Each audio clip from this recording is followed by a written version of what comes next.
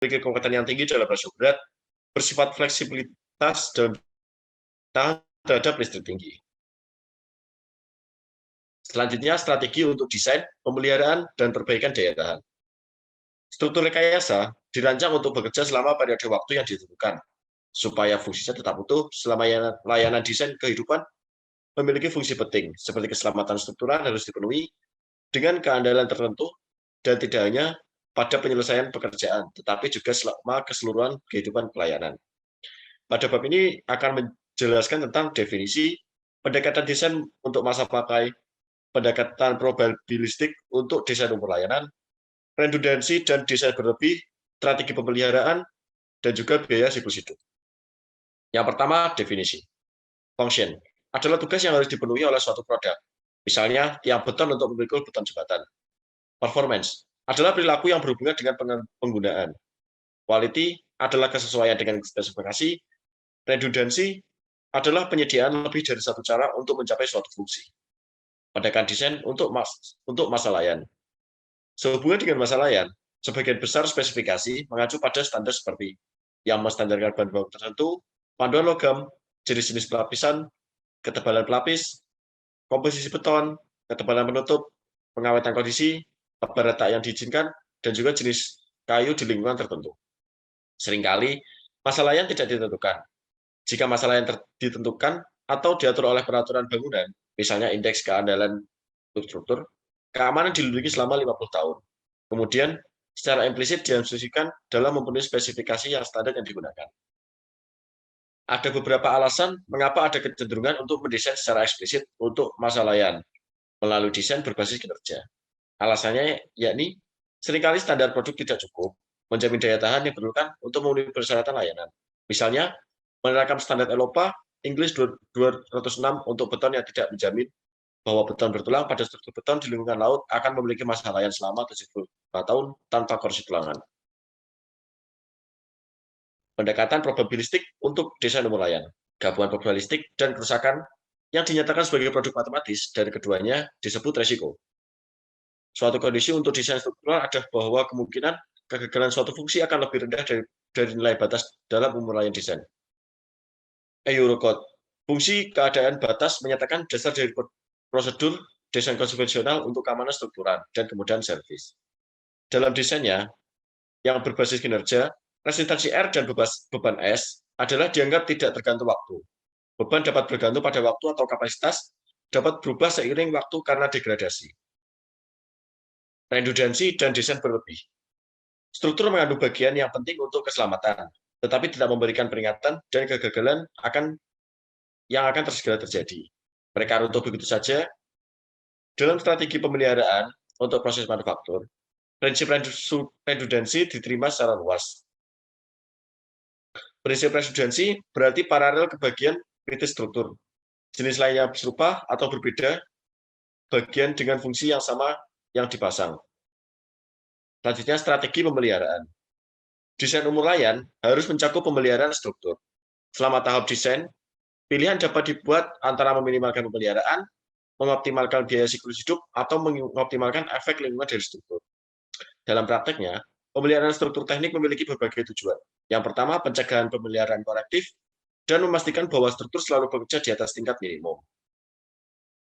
Memperbaiki struktur dengan cara sebaik mungkin. Memperbaiki struktur dengan secepat mungkin, memperbaiki struktur dengan biaya terendah. Biaya siklus hidup. Dalam kerangka persyaratan, kinerja struktural tertentu selama masa pakai desain, biaya akan menjadi item penting untuk dioptimalkan.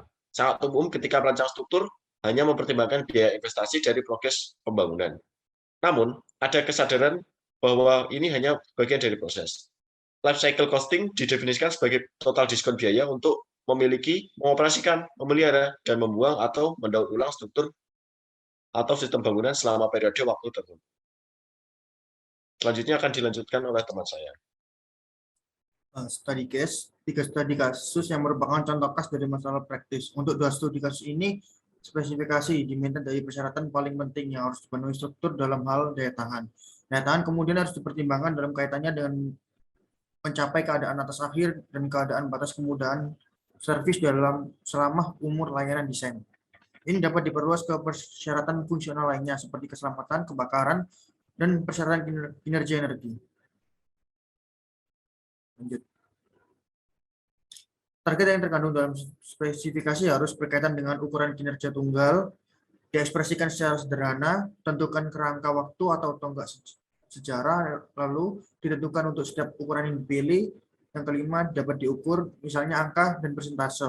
Yang keenam, menyebutkan cara pengukuran. Yang ketujuh, bersikaplah realistis dan dapat dicapai tentang menantang. Yang kedelapan, didefinisikan dalam istilah-istilah yang berhubungan dengan penyampaian keluaran. Lanjut.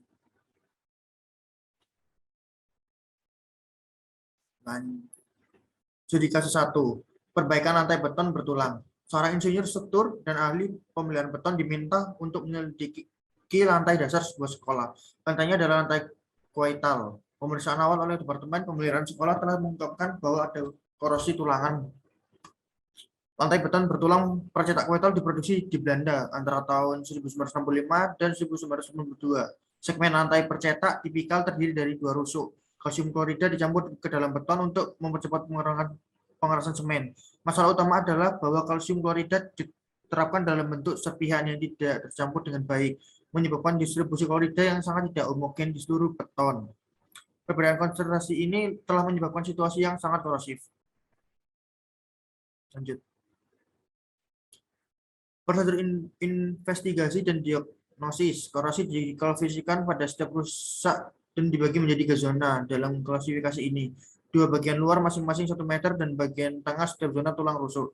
Lalu yang kedua, kemungkinan untuk memperpanjang umur layanan hingga 25 tahun. Tindakan perbaikan akan diperlukan agar dapat bertahan mencapai umur layanan hingga 25 tahun. Ada beberapa metode, yaitu yang pertama penggantian, yang kedua metode penguatan struktural, yang ketiga penempatan tendon, yang keempat perbaikan struktural, yang kelima menghentikan korosi.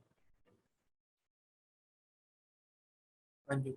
Lalu ada yang ketiga, pilihan 2 metode restorasi. Lantai masih aman secara struktural menurut metode desain di tempat yang valid dan oleh karena itu tidak perlu menggantinya atau mengembalikan tingkat keamanan struktural awal. Cukup untuk menghentikan korosi dengan proteksi katodik. Metode prategang tendon sering diterapkan di negara Belanda. Lanjut. Studi kasus 2, jembatan baja dan beton di lingkungan laut yang hangat. 2 jembatan harus dirancang dan harus menjangkau anak sungai di pantai Mumbai di India. Salah satunya adalah jembatan gantung kabel dan yang lainnya adalah jembatan cantilever. Mekanisme kerusakan relevan. Yang pertama, kondisi eksposur. Kondisi eksposur jembatan harus diketahui untuk menentukan kondisi kerusakan yang relevan. Lanjut. Beton yang jembatan cantilever. Berdasarkan bab 3, beton mekanisme berikut ini relevan dengan bagian beton struktural korosi tulangan yang dipicu oleh klorida pada beton di zona pasang surut, percikan, semprotan, dan atmosfer. Yang ketiga ada tendon pasca tarik untuk pembahasan tentang korosi tegangan pada tendon pasca tarik pada jembatan cantilever. Lalu yang keempat ada dari jembatan baja, mekanisme deteriorasi berikut harus diperhitungkan berdasarkan pembahasan pada bab 2. Lanjut. Spesifikasi untuk daya tahan, yang pertama ada beton tiang jembatan cantilever. Membran polimer atau bitumen diterapkan di bawah aspal bitumen untuk melindungi beton dari masuknya klorida. Lalu ada tendon prategang jembatan cantilever. Baja prategang harus dikirim dalam kemasan kedap air pembungkus. Tendon harus diperhatikan secara khusus dengan tujuan untuk mempenetrasi klorida. Misalnya dengan pelapisi bagian baja dari sistem angkur dan dengan menerapkan bahan pengikat eksposi antar beton, baja, dan box fill-in. Lanjut. Studi kasus 3, temukan kayu. Sebuah perusahaan perumahan meminta tiang pondasi kayu untuk digunakan dalam kerangka pembangunan yang berkelanjutan. Namun selama beberapa tahun terakhir ada beberapa laporan tentang tumpukan kayu yang tiba-tiba menunjukkan pembusukan, menyebabkan kerusakan parah pada rumah. Untuk mengembangkan mekanisme kerusakan yang relevan dari tumpukan kayu, maka penulis spesifikasi tiang pancang kayu sesuai dengan yang dibutuhkan. Yang pertama ada mekanisme kerusakan yang relevan. Pembusukan oleh jamur, serangan oleh bakteri. Lanjut. Lalu yang kedua ada tindakan pencegahan. Serangan jamur dapat dihindari dengan mengaplikasikan kayu di bawah permukaan air saja. Dalam standar Belanda NEN 6711 pasal 6.2 ditentukan bahwa bagian atas tiang pancang kayu harus setidaknya 400 mm di bawah muka air tanah terendah. Kayu tidak untuk diterapkan adalah kayu yang dicat atau kayu yang dirawat dengan anti air karena rusak selama pemancangan yang panjang. Sekian presentasi dari kelompok kami. Mohon maaf bila ada salah kata. Wassalamualaikum warahmatullahi wabarakatuh.